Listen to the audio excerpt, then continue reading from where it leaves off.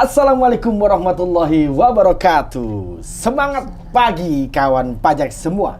Berjumpa kembali dengan program Bincang Pajak Kanwil DJP Riau, kanal edukasi perpajakan yang dikemas dalam bentuk podcast Sitanjak, Siniar Tanya Jawab Pajak. Kami pasti akan menyuguhkan informasi seputar perpajakan yang tipis-tipis namun pastinya nggak kaleng-kaleng.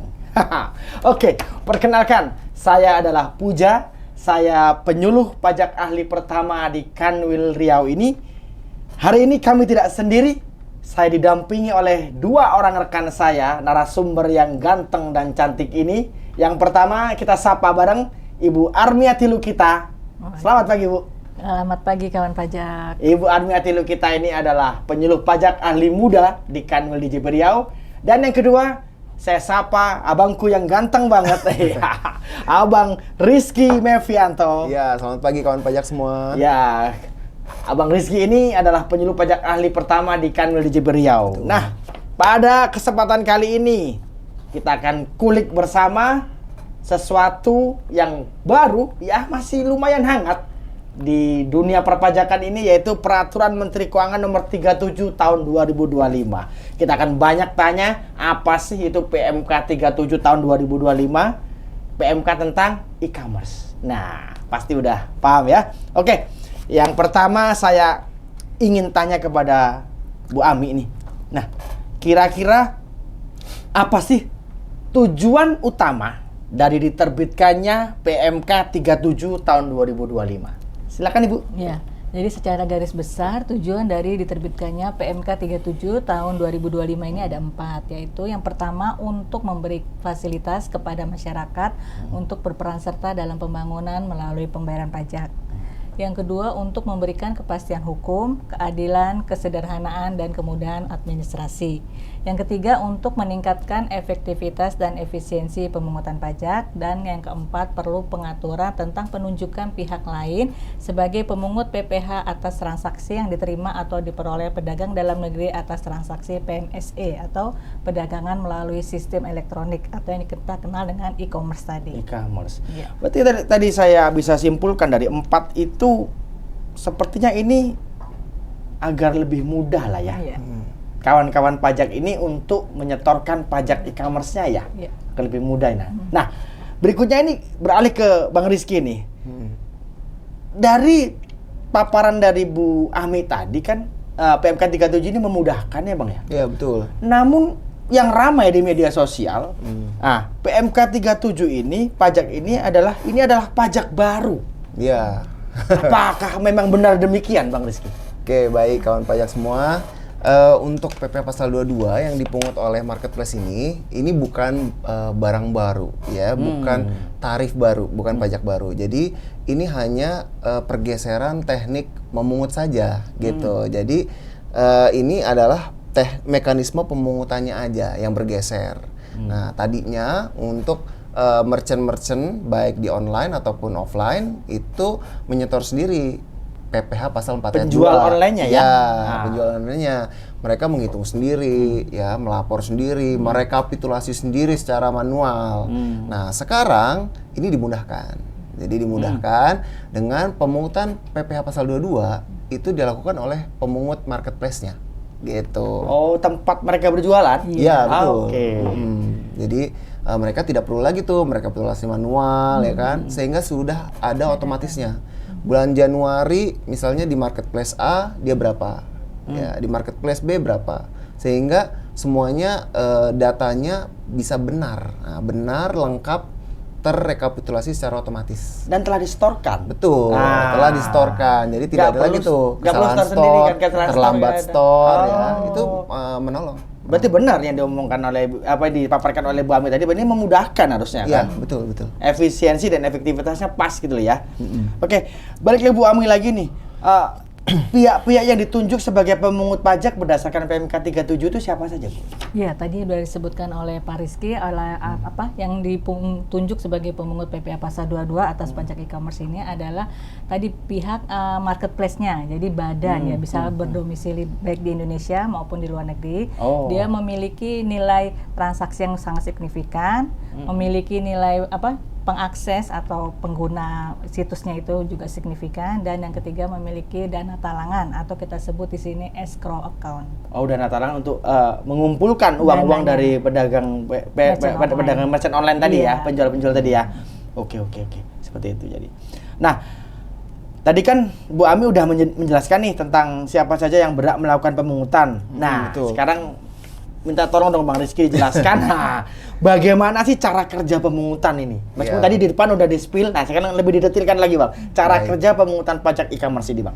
Baik, jadi sebenarnya tidak semua marketplace itu ditunjuk ya. Jadi kita akan membuat suatu daftar siapa-siapa marketplace yang kita tunjuk gitu. Tentunya juga ada kriterianya. Jadi nggak asalkan marketplace terus dia berhak memungut PP pasal 22, enggak. Jadi nanti ada daftarnya siapa yang berhak memungut. Nah, terus yang kedua, untuk memungut PPh pasal 22 itu tarifnya 0,5% dari peredaran bruto. Nah, sama dong dengan yang kemarin. Sama dengan PP pasal final materi 2 ya. Nah, sama. Jadi ini dilakukan setiap kali terjadinya transaksi. Nah, itu tidak termasuk PPN. Ya, tidak termasuk PPN dan PPNBM. Jadi hanya penyerahannya saja, baik itu jasa maupun penjualan barang. Nah, sebagai contoh nih, misalnya kawan pajak merchant online ya, itu melakukan penjualan senilai 1 juta. Nah, itu dikenakan tarif 0,5%, jadi senilai sebesar 5.000 aja. Gitu.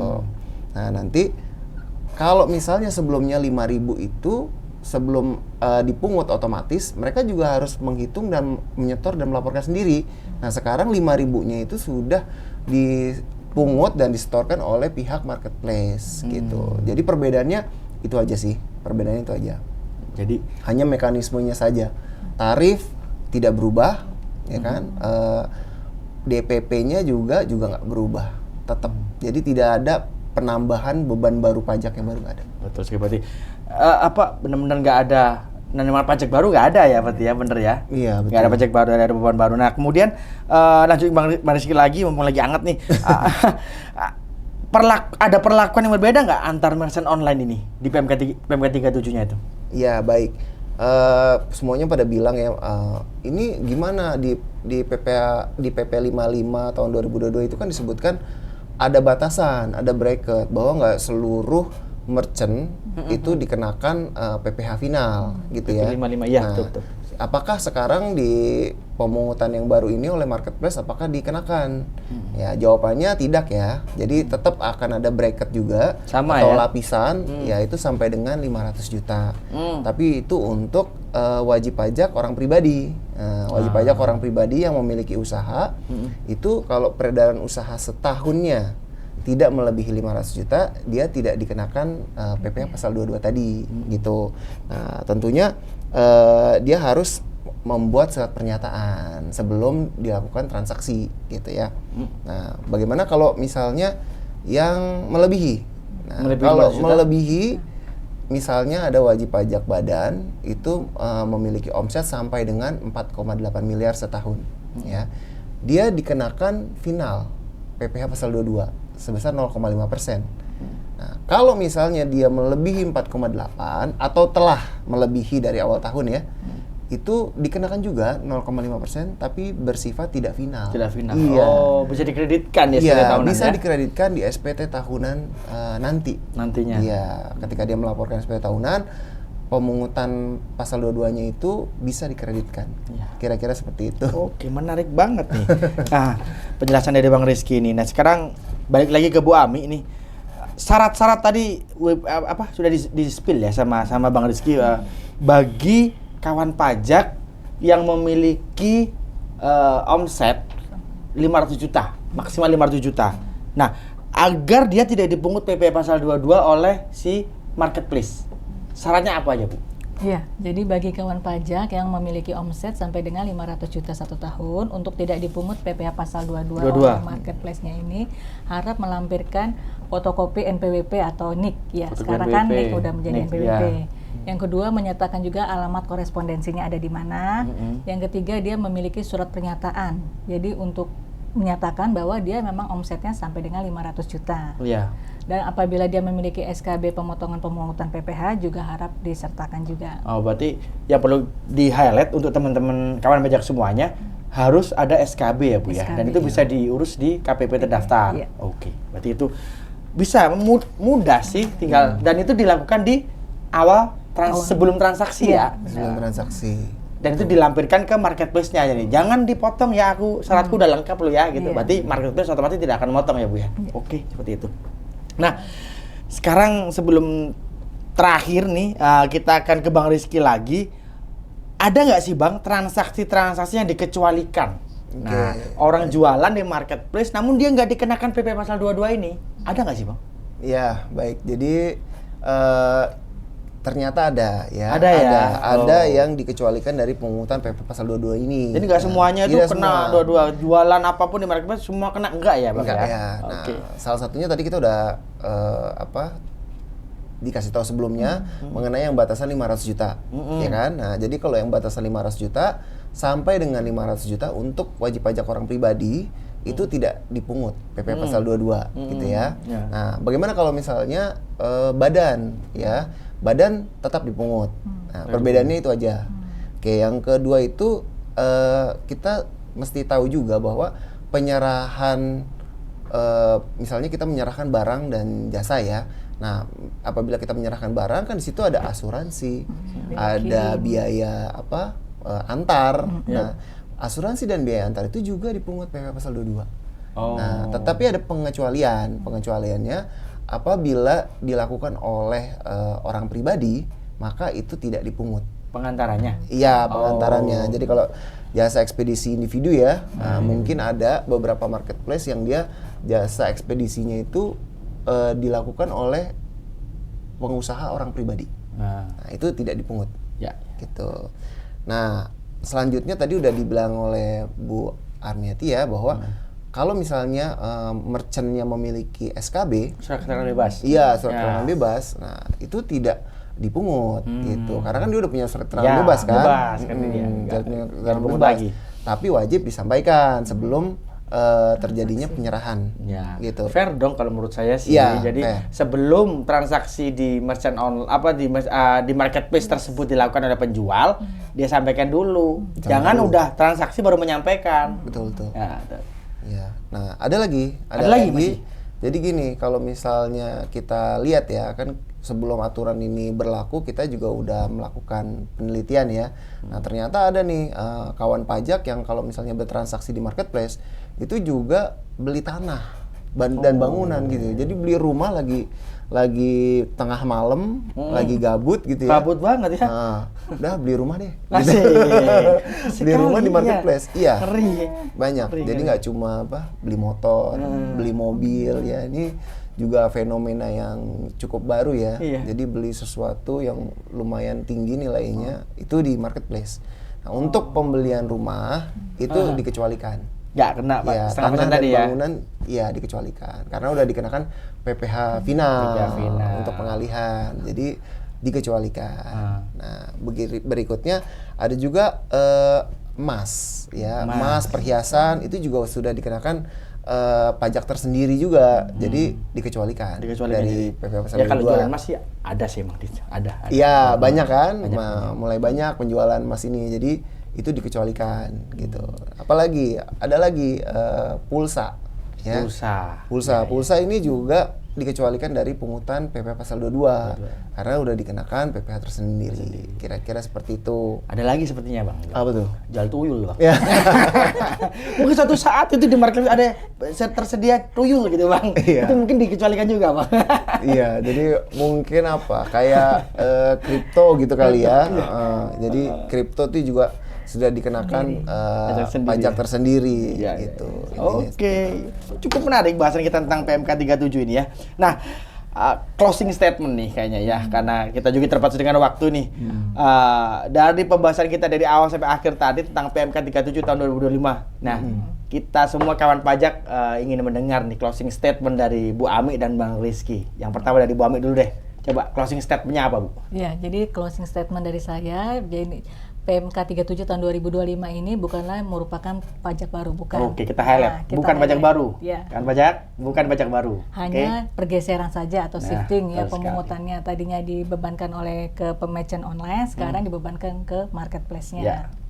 Dan sebelum kawan pajak bertransaksi di marketplace, harap tadi yang omset yang sampai dengan 500 juta untuk menyertakan fotokopi NPWP atau NIK, terus foto alamat korespondensi, terus surat pernyataan atau surat keterangan bebas jika kawan pajak memiliki sebelum bertransaksi agar tidak dipungut PPh pasal 22-nya. Harus dilakukan di awal sebelum jualan, sampaikan dulu semuanya itu agar nggak dipotong oleh marketplace-nya. Ya. Oke.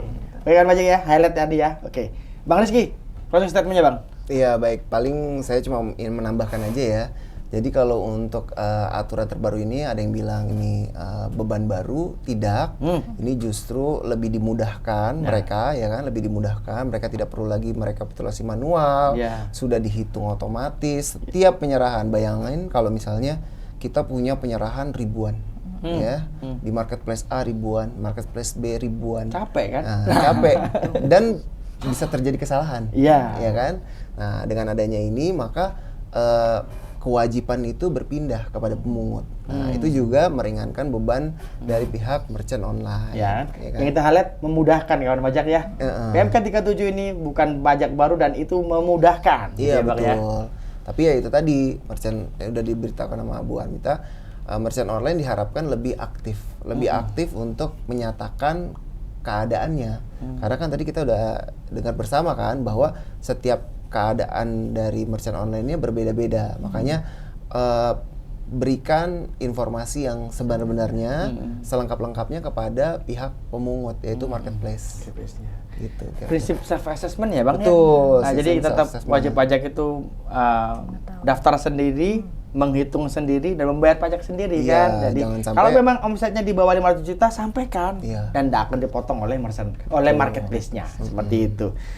Baik sekali, mantap sekali. Terima kasih Bu Ami, terima kasih Bang Rizky pencerahannya tentang PMK 37 tahun 2025. Terima kasih bagi seluruh kawan pajak yang bersama dengan kami dalam acara Sitanjak, podcast Sitanjak, Siniar Tanya Jawab Pajak Kanwil DJP Riau. Terima kasih juga kepada Ibu Armiati Lukita dan kepada Bang Rizky Mevianto yang telah memberikan pencerahan kita pada kesempatan kali ini.